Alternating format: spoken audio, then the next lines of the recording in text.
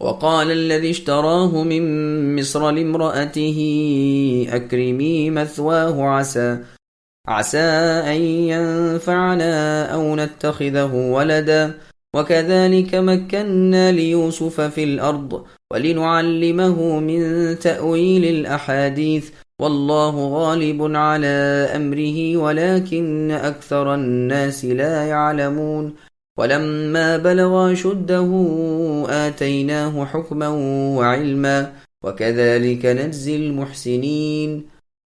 اور ملک مصر کے رہنے والوں میں سے جس نے یوسف علیہ السلام کو خریدا تھا، انہوں نے اپنی بیوی سے کہا کہ اسے یعنی یوسف کو بہت عزت و احترام کے ساتھ رکھو، بہت ممکن ہے کہ یہ ہمیں فائدہ پہنچائے یا اسے ہم اپنا بیٹا ہی بنا لیں۔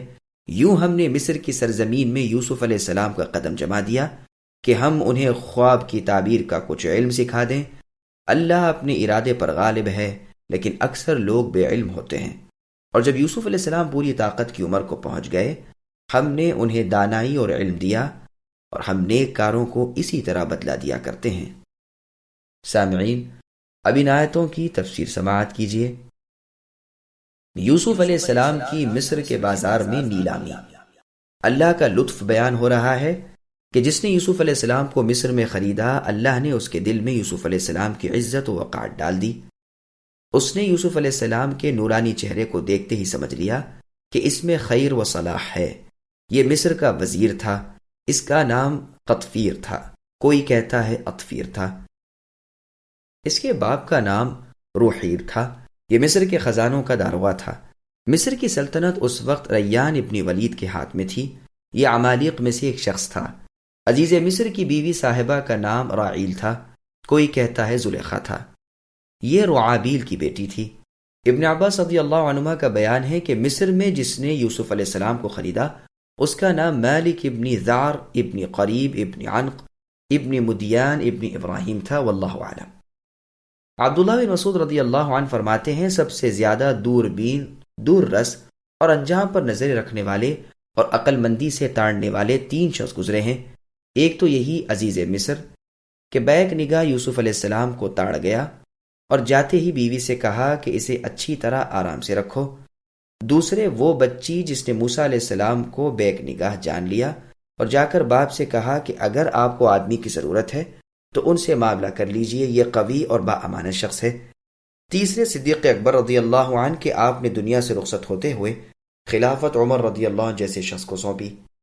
یہاں اللہ تعالیٰ اپنا ایک اور احسان بیان فرما رہے ہیں کہ بھائیوں کے پھندے سے ہم نے یوسف کو چھڑا لیا، پھر ہم نے مصر میں لا کر یہاں کی سرزمین پر ان کا قدم جما دیا، کیونکہ اب ہمارا یہ ارادہ پورا ہونا تھا کہ ہم یوسف کو تعبیر خواب کا کچھ علم عطا فرمائیں۔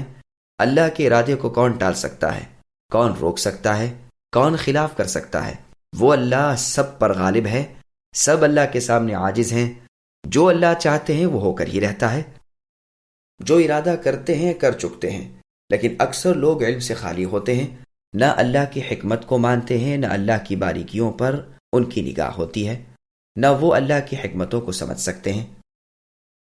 جب یوسف علیہ السلام کی عقل کامل ہوئی، جب جسم اپنی نشو و نما تمام کر چکا، تو اللہ تعالیٰ نے آپ کو نبوت عطا فرمائی اور اس سے آپ کو مخصوص کیا۔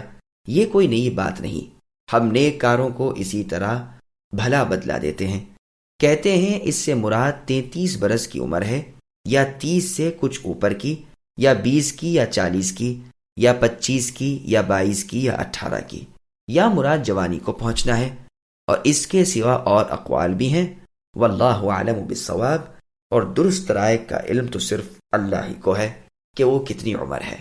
وراودته التي هو في بيتها عن نفسه وغلقت الأبواب وقالت هيت لك قال معاذ الله إنه ربي أحسن مثواي إنه لا يفلح الظالمون وَلَقَدْ هَمَّتْ بِهِ وَهَمَّ بِهَا لَوْلَا أَن رَّأَىٰ بُرْهَانَ رَبِّهِ كَذَٰلِكَ لِنَصْرِفَ عَنْهُ السُّوءَ وَالْفَحْشَاءَ إِنَّهُ مِنْ عِبَادِنَا الْمُخْلَصِينَ۔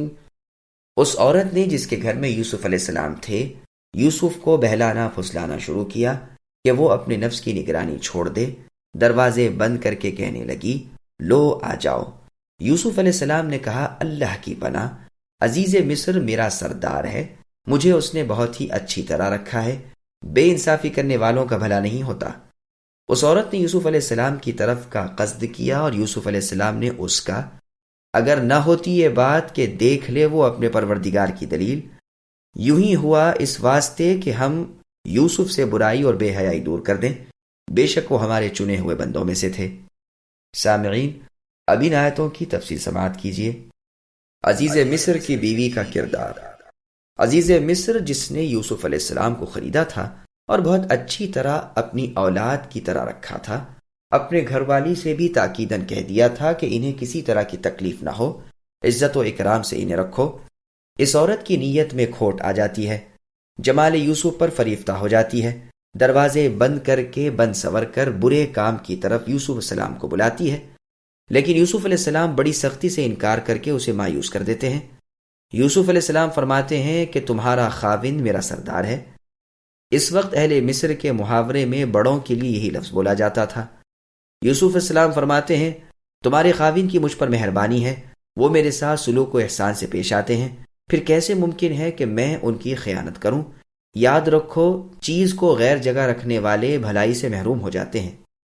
حیتلک کو بعض لوگ سریانی زبان کا لفظ کہتے ہیں، بعض قبطی زبان کا، بعض اسے غریب لفظ بتلاتے ہیں، بعض حورانیہ کا لغت بتلاتے ہیں۔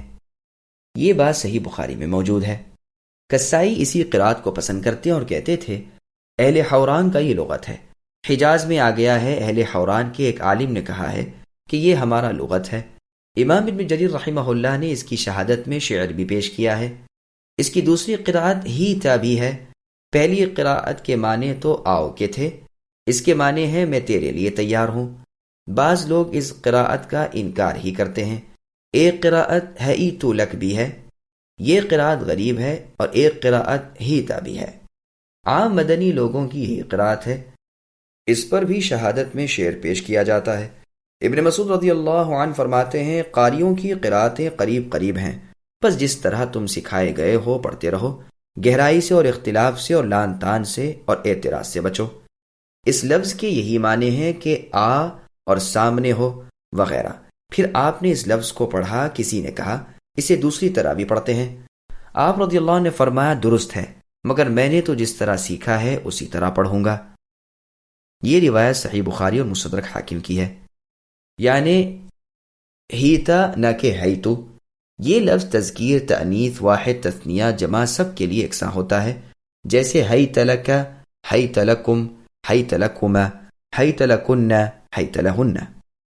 یوسف علیہ السلام کا برائی سے انکار کرنا۔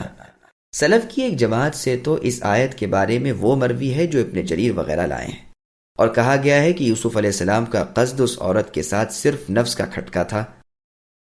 بغوی کی حدیث میں رسول اللہ صلی اللہ علیہ وسلم فرماتے ہیں کہ اللہ تعالیٰ فرشتوں کو فرماتے ہیں کہ جب میرا کوئی بندہ نیکی کا ارادہ کرے تو تم اس کی نیکی لکھ لو، اور جب اس نیکی کو کر گزرے تو اس جیسی 10 گنی نیکی لکھ لو، اور اگر کسی برائی کا ارادہ کرے اور پھر اسے نہ کرے تو اس کے لیے نیکی لکھ لو، کیونکہ اس نے میری وجہ سے اس برائی کو چھوڑا ہے، اور اگر اس برائی کو کر ہی گزرے تو اس کے برابر سے لکھ لو۔ اس حدیث کے الفاظ اور بھی کئی ایک ہیں، اصل بخاری اور مسلم میں بھی ہے۔ ایک قول ہے کہ یوسف علیہ السلام نے اسے مارنے کا قصد کیا تھا، ایک قول ہے کہ اسے اپنی بیوی بنانے کی تمنا کی تھی، ایک قول ہے کہ آپ قصد کرتے اگر دلیل نہ دیکھتے، لیکن چونکہ دلیل دیکھ لی قصد نہیں فرمایا۔ لیکن اس قول میں عربی زبان کی حیثیت سے کلام ہے، جیسے امام ابن جریر رحمہ اللہ وغیرہ نے بیان فرما دیا ہے۔ یہ تو تھے اقوال قصد یوسف علیہ السلام کے متعلق، وہ دلیل جو آپ نے دیکھی اس کے متعلق بھی اقوال ملاحظہ فرمائیے۔ کہتے ہیں اپنے والد یعقوب علیہ السلام کو دیکھا، گویا وہ اپنی انگلی منہ میں ڈالے کھڑے ہیں، اور یوسف علیہ السلام کے سینے پر آپ نے ہاتھ مارا۔ کہتے ہیں اپنے سردار کی خیالی تصویر سامنے آ گئی۔ کہتے ہیں یوسف علیہ السلام کی نظر چھت کی طرف اٹھ گئی۔ دیکھتے ہیں کہ اس پر یہ آیت لکھی ہوئی ہے، یعنی سورہ اسراء کی آیت نمبر 32، لا تقربوا الزنا انه كان فاحشة ومقتا وساء سبیلا، کہ خبردار زنا کے قریب بھی نہ پھٹکنا، وہ بڑی بے حیائی کا اور اللہ کے غضب کا کام ہے، اور وہ بڑا ہی برا راستہ ہے۔ کہتے ہیں 3 آیتیں لکھی ہوئی تھیں، ایک تو سورہ انفطار کی آیت نمبر 10، یعنی ان علیکم لحافظین، تم پر نگہبان مقرر ہیں۔ دوسری سورہ یونس کی آیت نمبر 61، وما تکونوا فی شأن الآیہ، یعنی تم جس حال میں ہو اللہ تمہارے ساتھ ہے اپنے علم کے اعتبار سے۔ تیسری آیت سورہ رعد کی آیت نمبر 33، افمن هو قائم الی آخرہ، یعنی ہر شخص کے عمل پر حاضر ناظر اللہ ہیں، حاضر ہے اپنے علم سے اور ناظر ہے اپنے دیکھنے کے صفت کے اعتبار سے۔ کہتے ہیں کہ 4 آیتیں لکھی پائیں، 3 وہی جو ابھی ہم نے ذکر کی اور ایک حرمت زنا کی جو اس سے پہلے ہے، یعنی سورہ اسراء کی آیت نمبر 32۔ کہتے ہیں کہ کوئی آیت دیوار پر ممانعت زنا کے بارے میں لکھی ہوئی پائی، کہتے ہیں کہ ایک نشان تھا جو آپ کے ارادے سے آپ کو روک رہا تھا، ممکن ہے وہ صورت یعقوب علیہ السلام ہو، اور ممکن ہے اپنے خریدنے والے عزیز مصر کی صورت ہو، اور ممکن ہے آیت تنبیہ ہو۔ کوئی ایسی صاف دلیل نہیں کہ کسی خاص ایک چیز کے فیصلے پر ہم پہنچ سکیں، بس بہت ٹھیک راہ ہمارے لیے یہی ہے کہ اسے یوں ہی مطلق چھوڑ دیا جائے، جیسے اللہ تعالیٰ کے فرمان میں بھی اطلاق ہے، اسی طرح قصد کو بھی، یعنی یوسف علیہ السلام کے ارادہ کرنے کو۔ پھر آگے اللہ فرماتے ہیں ہم نے جس طرح اس وقت یوسف علیہ السلام کو ایک دلیل دکھا کر برائی سے بچا لیا، اسی طرح ان کے اور کاموں میں بھی ہم ان کی مدد کرتے رہے اور انہیں برائیوں اور بے حیائیوں سے محفوظ رکھتے رہے۔ وہ تھے بھی ہمارے برگزیدہ، پسندیدہ، بہترین اور مخلص بندے۔ اللہ کی طرف سے یوسف علیہ السلام پر درود و سلام نازل ہو۔